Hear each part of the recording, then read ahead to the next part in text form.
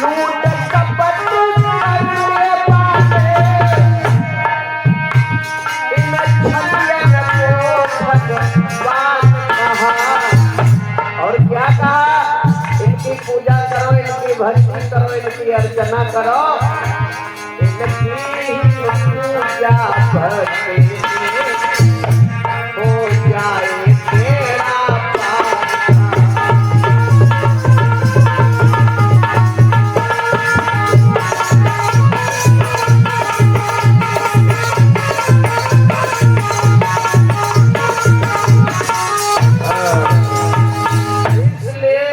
हम आपको भटकने की जरूरत नहीं है। समाज काफी विकास कर रहा है, आगे बढ़ रहा है।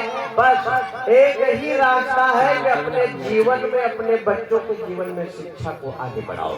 समाज को कोई रोक नहीं पाएगा, समाज को कोई आगे बढ़ने से नहीं रोक पाएगा। कब? अगर हमारे पास में शिक्षा है। गौर करेंगे, राव सतपाल के साथ में मैया भीमाबाई जैसी जीवन संगिनी आती है। और दलित शोषित समाज की दशा ये है कि अगर आपने अच्छी बात कह दिया तो, वेद की बात अगर मुख से उच्चारण किया तो जबान कटवा लेते थे लोग।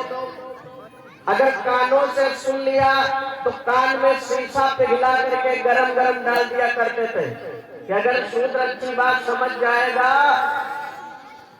तो एक दिन अधिकार मांगेगा।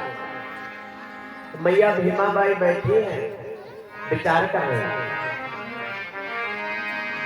मैया भीमाबाई बैठी है, विचार कर रही। उसी बीच में रामजी राव सतपाल का जब आगमन होता है अपने घर में, एक कोई बच्चा था, बड़ा हाहाकार हो रहा समाज में। पशुओं से गिरी दशा में जीवन यापन ये शूद्र समाज कर रहा था।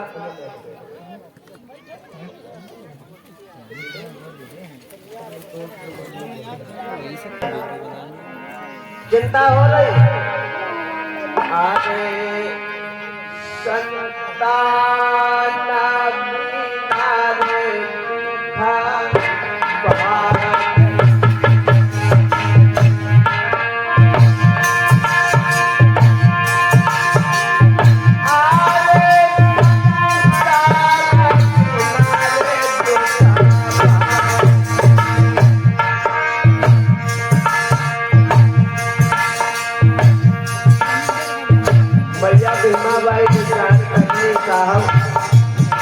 अपने समाज पर इतना अत्याचार हो रहा है, जबान पर बैन लगाया हुआ है।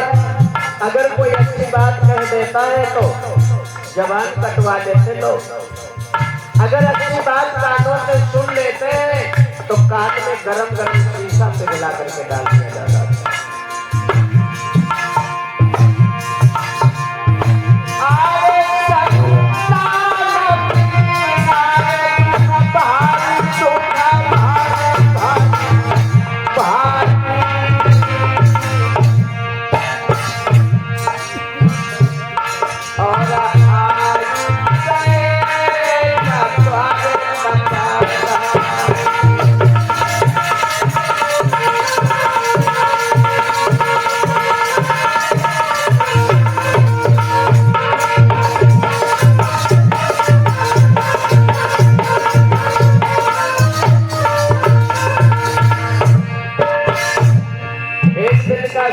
मैया भीमाबाई बैठी विचार कर रही कि आखिर हमारे समाज पर कब तक ये दुख आएगा, हमारे समाज के ऊपर कब तक ये दुख आएगा, कितना अत्याचार मेरा समाज सहेगा।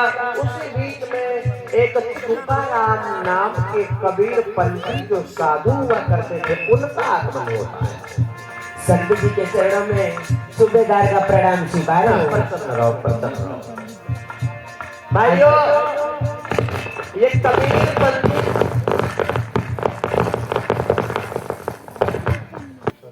पंथी साधु हुआ करते थे। तुकाराम जिनका नाम था और रामजीराव सतपाल के परिवार से ही रिलेटिव हुआ करते थे। भाइयों,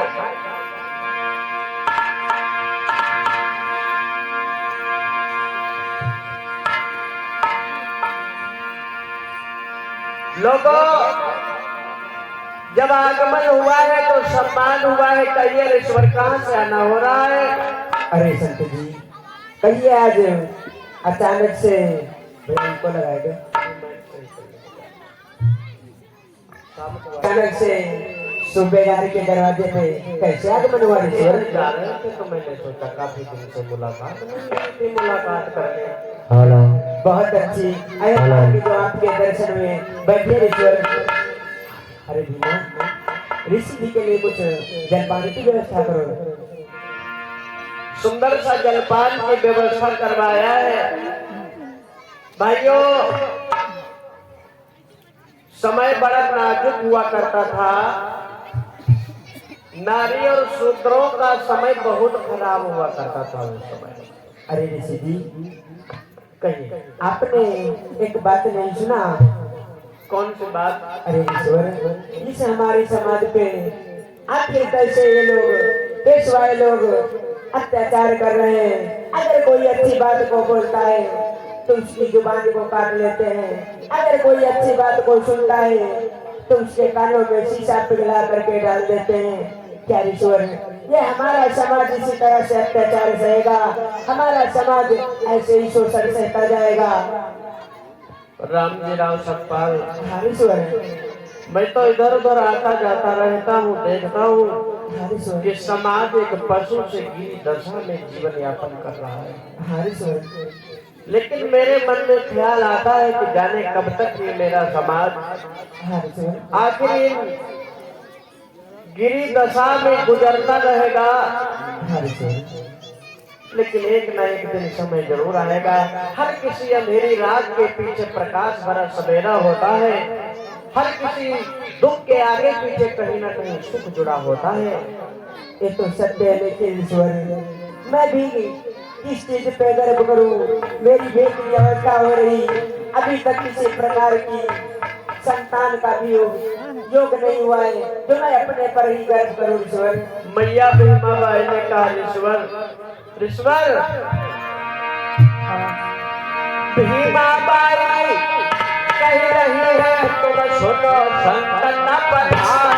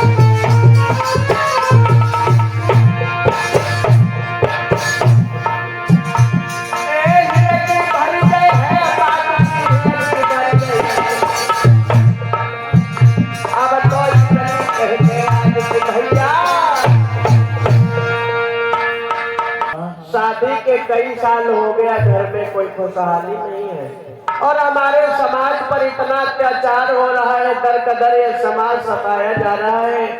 आखिर कब तक ये अत्याचार मेरा समाज सहता जाएगा? घर में कोई संतान नहीं है, क्या होगा? तुकाराम संत ने कहा, भीमा देखो, सुख और दुख जीवन के दो पहलू हैं। आज अगर सुख है तो जीवन में दुख है, अगर रात है तो सवेरा निश्चित है होगा, इसलिए घबराने की जरूरत नहीं है। मेरी बात सुनो धर्मदार,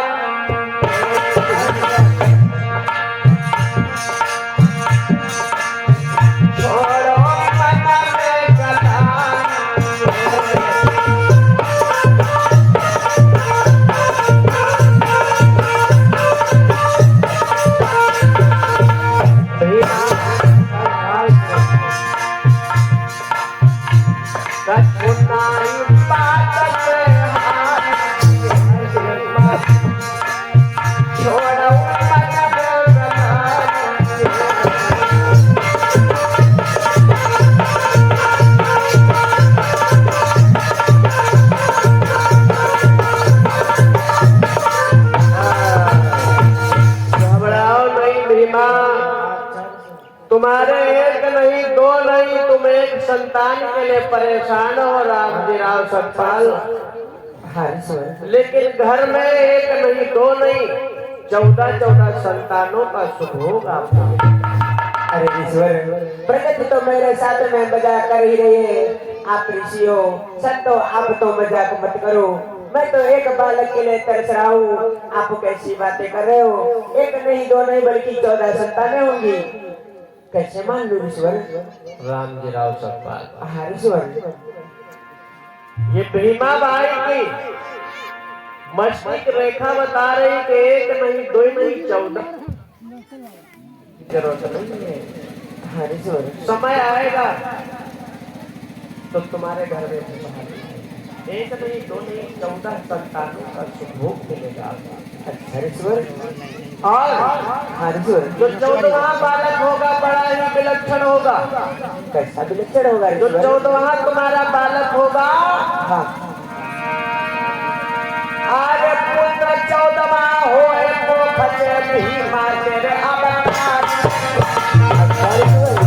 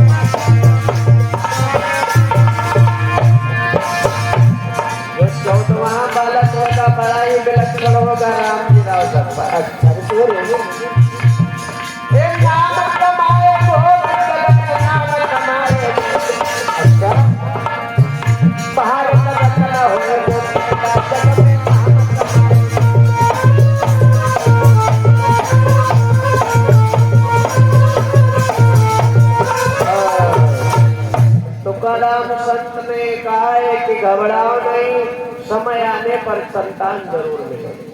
अच्छा ईश्वर। आशीर्वचन दिया, आज हम जल्दी में थे। अच्छा ईश्वर। रामजीराव सतपाल, अब हम चलेंगे। अरे और घबराने की जरूरत नहीं है, कर भी क्या सकते हैं हम लोग। सही कह रहे ईश्वर। लेकिन ईश्वर, आप इतने दिनों के बाद में आए हो, आज मेरे वहाँ रुको और भोजन पा करके ही मेरे घर से जाओ ईश्वर। नहीं, अब रुकेंगे नहीं, किसी दिन आएंगे तो फिर रुकेंगे। ठीक है ईश्वर। तुकाराम संत जी वहां से चले हैं। तुकाराम